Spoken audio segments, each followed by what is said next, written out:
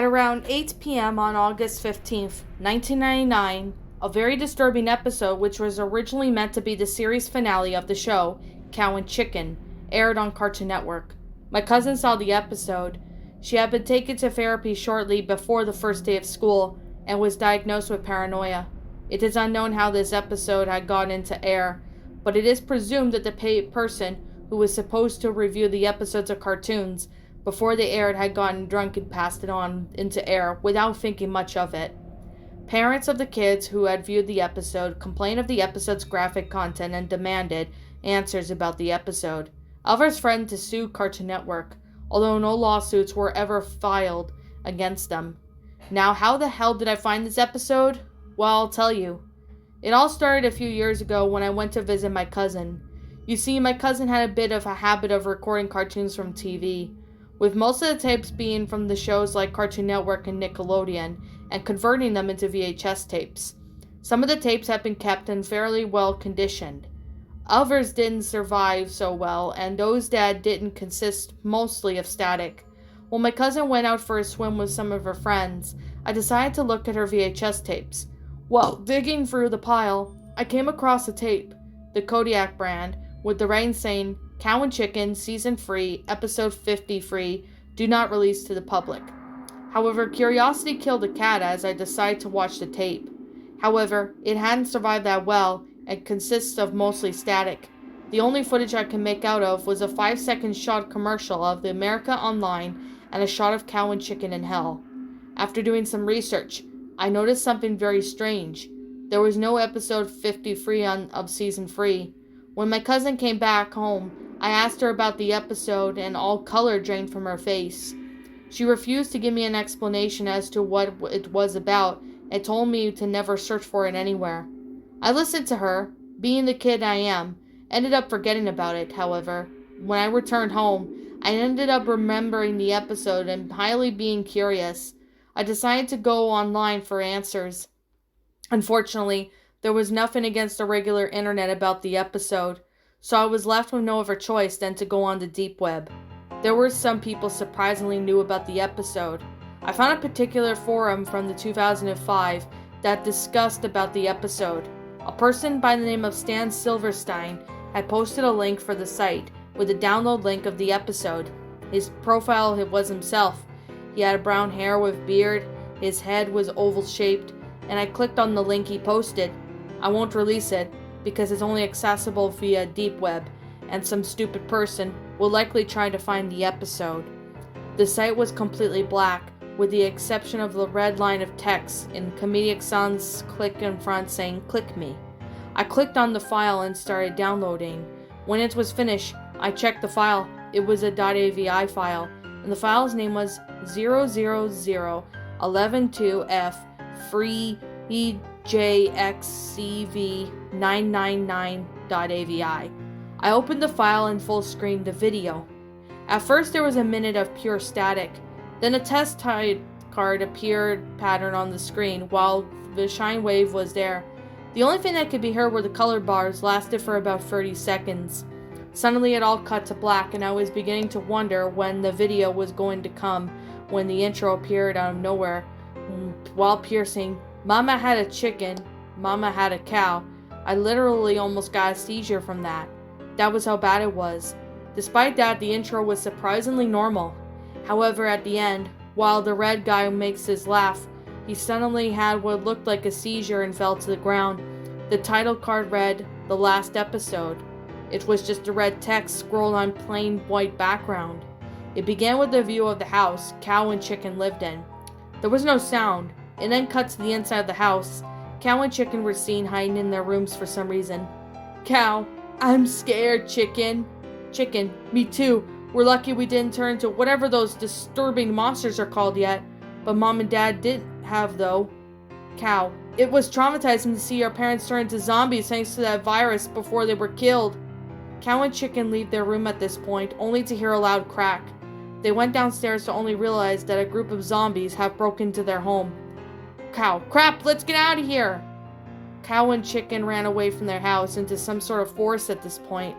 Chicken: "That was close, but we don't have much of a chance of surviving any longer. will either get eaten by the zombies or get infected by that virus, turning people into zombies. The screen faded to black. Commercials came on and they weren't out of the ordinary.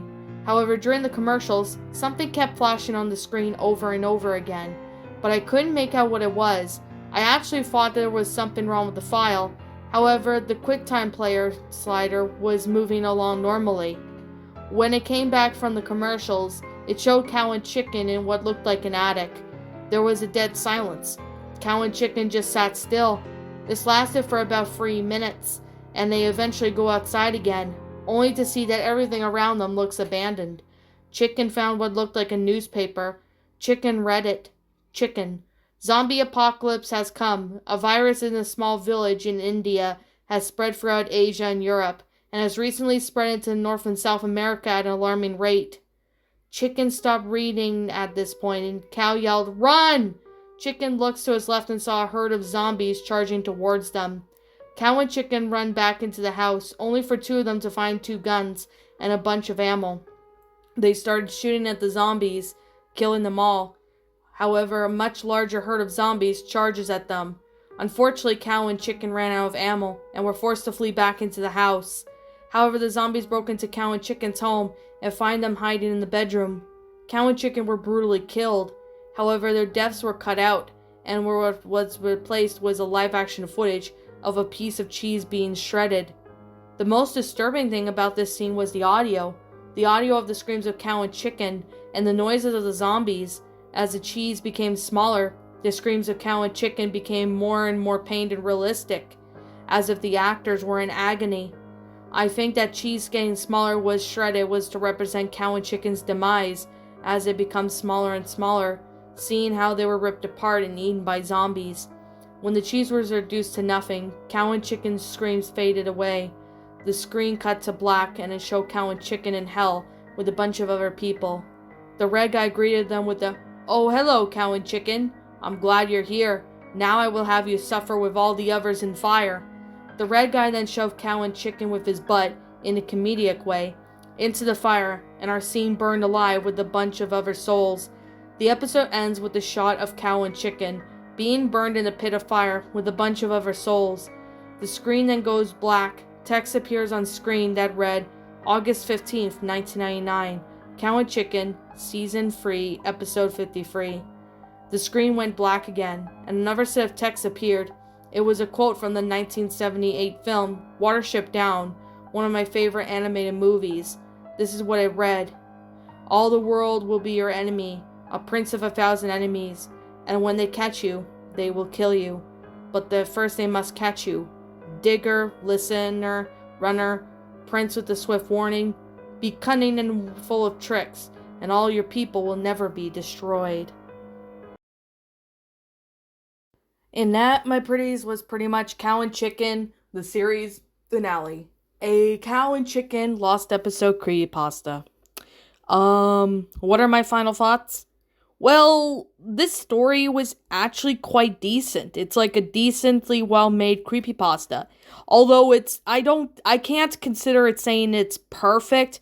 Well, because the story is not perfect, there are still some issues that I do have with the story, but the startup of the story was actually a decent concept. It's not like your typical lost episode pasta. I personally found this one to be a really decent lost episode creepypasta. I know some might disagree with me, but I find this to be a decent story. Maybe not the best story in the world, but it was definitely better than how most creepypastas go, if that makes sense. I do like the description of the episode, which was awesome because it seems that the author put his or her time and effort into making it real good, which that's a positive. But what really doesn't satisfy me was the ending. The ending of the story didn't really satisfy me. It wasn't really a great ending, which I will be getting to that in a bit. But the whole concept of this episode seems good, but the ending, that's just when the story goes downhill. I liked the story because I thought it was decent, but there is still some issues with the story itself, if that makes total sense. But we all know this show, Cow and Chicken, does have a fair share of banned episodes. I mean, every TV show has, but this is definitely one of them.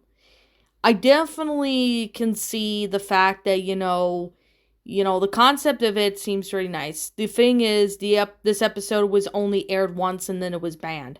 I could say that is pretty much a little cliched, if that makes total sense, because other creepypastas use this term. So that's one thing I did not really particularly care of the story, but that's just probably just me. The protagonist's cousin in the story gets, paranoia from seeing this episode. Okay, I mean, that honestly can explain it. But when the protagonist sits there and watch the episode for themselves, I like the fact that this cow and chicken episode is pretty much a kind of like a zombie apocalypse kind of thing, which I thought that was pretty interesting. But there is still a couple things that I do need to explain that honestly just did not work with the story well. I like the idea that the story was pretty much the episode, was in a link on the deep web, which honestly, that's actually a pretty original concept, which I thought that was pretty neat. It's not like, your typical lost episode creepypasta or whatever, but in all due reality, the fact that, the concept of the episode seemed realistic, but at the same time, I know Cow and Chicken had banned episodes in the time, and Cartoon Network is kind of, up in their standards that way, if that makes sense. What I really do like about this pasta is that it doesn't, have the blood and gore cliche, which I'm really glad because most creepypastas you technically use blood cliche, unless it's the author knows what he or she is doing. But in this case, am impressed that this story didn't go in the blood and gore cliche route. But the part where, it says that the actors are like in agony, like realistically, that honestly is a cliche that did not really work with the story. I really don't see how that would work with the story. It honestly just didn't work. That's one of the cliches I can definitely say. But the fact is, a cheeseburger getting smaller is, representing the fact that it's cow and chicken screams. I honestly could see how that is somewhat believable, but at the same time, it just didn't really make sense on why that was there. That literally is just one of those things that I really question myself is like, why? I don't really understand that. But the ending is, the quote from Watership Down. Like, there was no really any point to, like, add that in the story. Like, offer, I'm not saying this to be mean or anything. I'm wondering, why would you think, that this quote would really work with the story? I really don't see how it would work with the story, and it did not work. That literally just baffles me as to, why would that be for the ending? I mean, there could have been more explanation as to, why the episode was created than that. That would have been a better ending than the Watership Down quote. That really just didn't make total sense. It honestly was not necessary to be in the story, if you're getting where I'm coming from. Like, the story is not terrible, but I wish the story was a little better. I mean, the grammar was good. The startup of the story was pretty interesting. I really liked that. The episode itself was pretty good, despite the few cliches that were incorporating the story.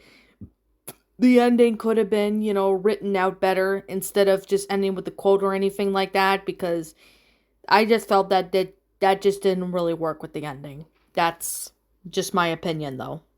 But this story wasn't terrible, but it could have been better. Now, anyways, like I'm always going to say, this is just simply my own personal opinion. And if you disagree with it, that's perfectly fine too. We're all entitled to our own opinions regarding these creepypastas, and this is simply my own personal thoughts. My final rating of this story, I'm going to give this one a 6 out of 10.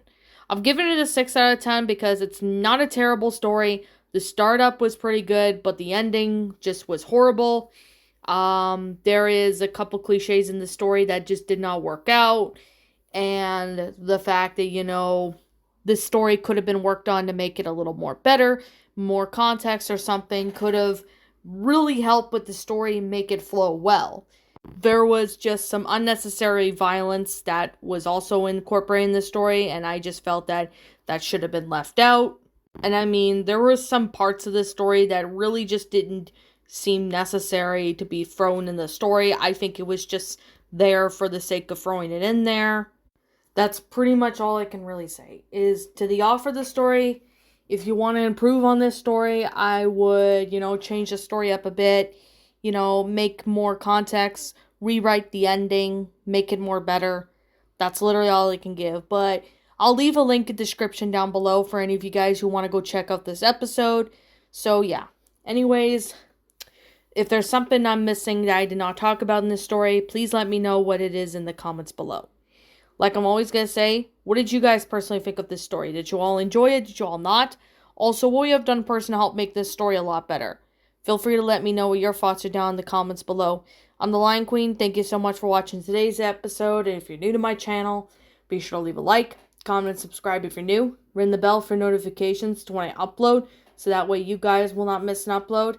As always, if you want to go follow me on Twitter, link to my Twitter account will be in the About page section, so you guys can go follow me on there. Also, if you're interested in following me on DeviantArt, link to my DeviantArt will be in the About page section, so you guys can go follow me on there.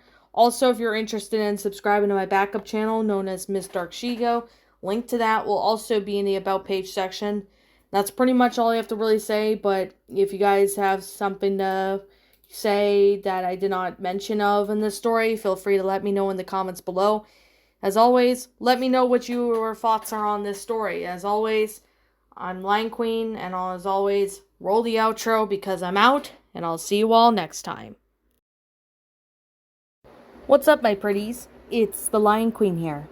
I want to appreciate you all for tuning into this video, and I do appreciate you guys supporting my video by giving this video likes and stuff.